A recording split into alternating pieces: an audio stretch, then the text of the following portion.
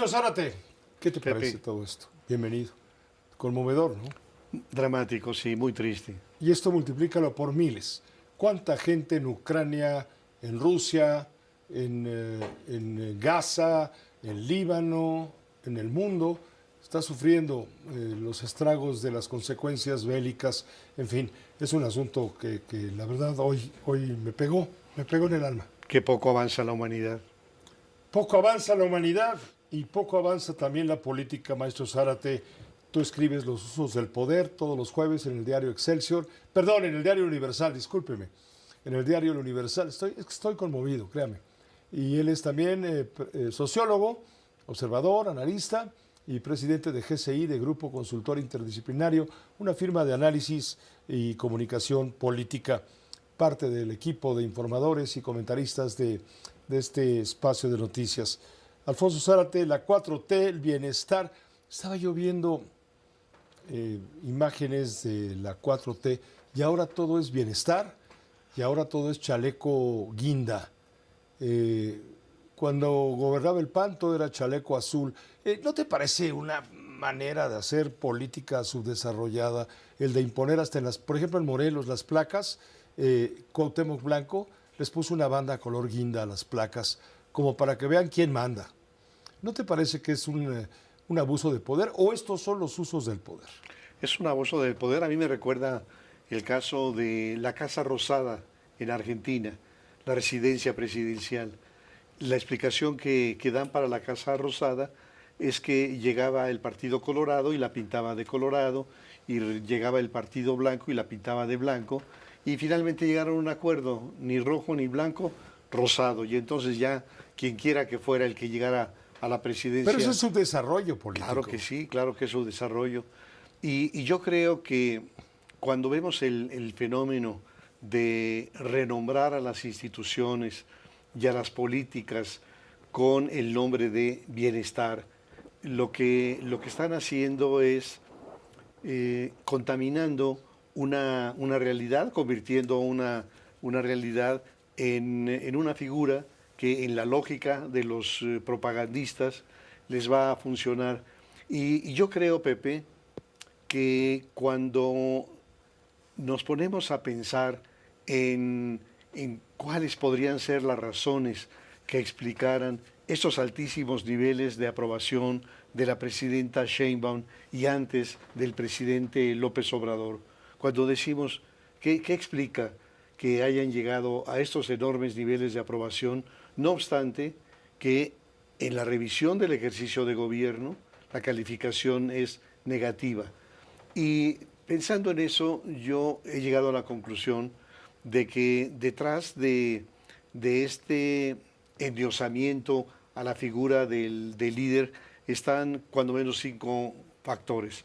El primero, diría, es una explicación de carácter freudiano, que es el enamoramiento de anchas franjas de la sociedad con el líder.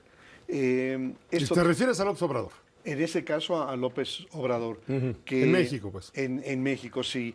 En donde un estudioso italiano, Francesco Alberoni, decía que el enamorado construye a su objeto amado de la misma dimensión de su necesidad de amar.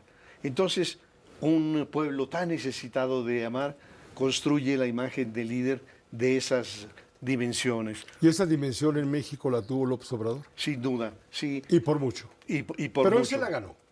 Él se la ganó, desde luego. ¿Se gastó cuántos años para llegar a convertirse en lo que terminó? Así es, y recorrió como nadie los pueblos y asistió a eventos en donde habría 20, 25 personas, y con el paso del tiempo 500, y con el paso del tiempo miles. Entonces él fue construyendo ese liderazgo desde esos años en campaña.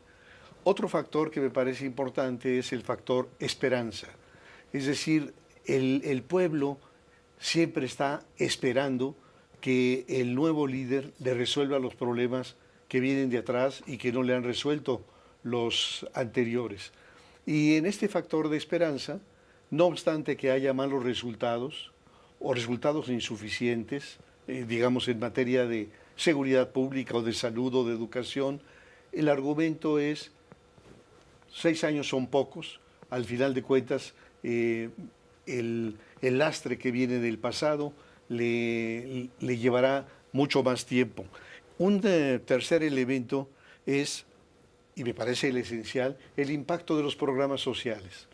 Es decir, los programas sociales han contribuido a modificar para millones de mexicanos su condición de pobreza. Recuerdo una entrevista con una militante de Morena a quien le preguntaban si bastaba el apoyo social para que se convirtiera en una seguidora de López Obrador, y su respuesta fue muy contundente. Dijo sí, porque gracias a eso como carajo. Entonces, efectivamente, las pensiones sociales se convierten en un factor, digamos, indispensable para todo esto. Estaría también, creo yo, un sedimento nacionalista, populista, que está sobre todo en las capas más bajas de la sociedad y que ha sido impulsado, inculcado por la educación pública, por el arte, por la cinematografía, sobre todo de la posrevolución. En la lógica de ese sistema educativo, los pobres son pobres porque los ricos los han explotado. Y en esa forma de educar está también una profunda desconfianza a lo extranjero. En manera importante hacia Estados Unidos, pero también hacia España. Hay un sentimiento antihispano en esos sectores y hay también un sentimiento anti-yanqui.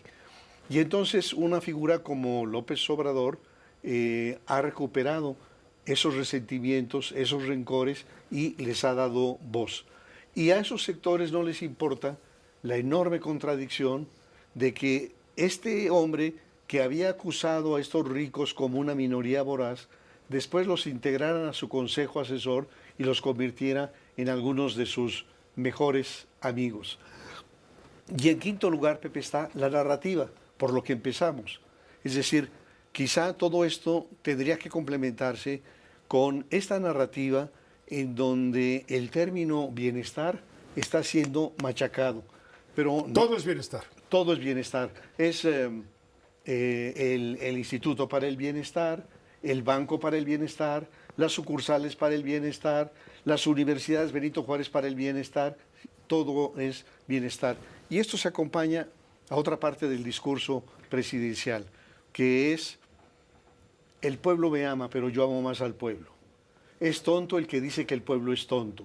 Yo me arrodillo donde se arrodilla el pueblo. El pueblo es sabio y trabajador. Entonces, toda esta manera inteligente de cultivar al pueblo con estos halagos que ha continuado con la presidenta Sheinbaum. Ahora lo A que... eso iba, justamente. Exacto. Este gobierno del segundo piso de la 4T está atado al primer piso de la 4T. En pocas palabras, Claudia está atada a López Obrador. Sin duda, Pepe, yo creo que está atada por muchas razones. La primera, diría yo, es porque le debe la presidencia. Es decir, a mí no me cabe duda alguna que López Obrador llegó al final de su mandato con tal fuerza, superior a la que llegaron a tener los presidentes priistas. Los presidentes priistas ciertamente tenían la facultad de decidir quién sería su sucesor, pero no era una decisión libérrima. Esos presidentes, incluyendo tan poderosos como Lázaro Cárdenas, tenían que consultarlo con los factores de poder. Cárdenas, por ejemplo, lo consultó con los jefes de operaciones militares, que le dijeron: Mújica no va. Entonces, en lugar de Mújica, queremos a un hombre prudente, conservador, como Manuel Ávila Camacho. En el caso de López Obrador, no hubo ninguna fuerza que se le opusiera. Entonces, quien él hubiera escogido, si hubiera escogido a Dan Augusto, Augusto sería el presidente. Si hubiera escogido a Marcelo, Marcelo sería. Pero decidió Claudia.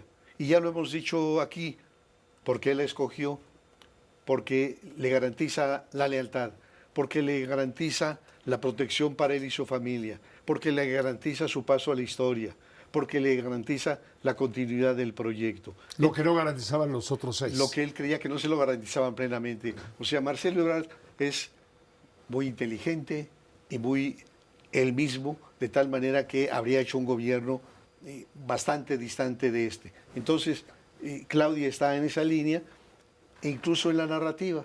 Y entonces ahora lo que tenemos son los chocolates del bienestar, las estufas de leña del bienestar, y yo concluiría diciendo que todo esto no hace sino confirmarnos lo que el ministro de propaganda de Hitler, Joseph Goebbels, decía, que una mentira repetida continuamente terminaba por convertirse en realidad. Muchas gracias, Alfonso Zárate. Gracias. A ti, Pepe. Que estés muy bien. Con permiso, vamos a una pausa.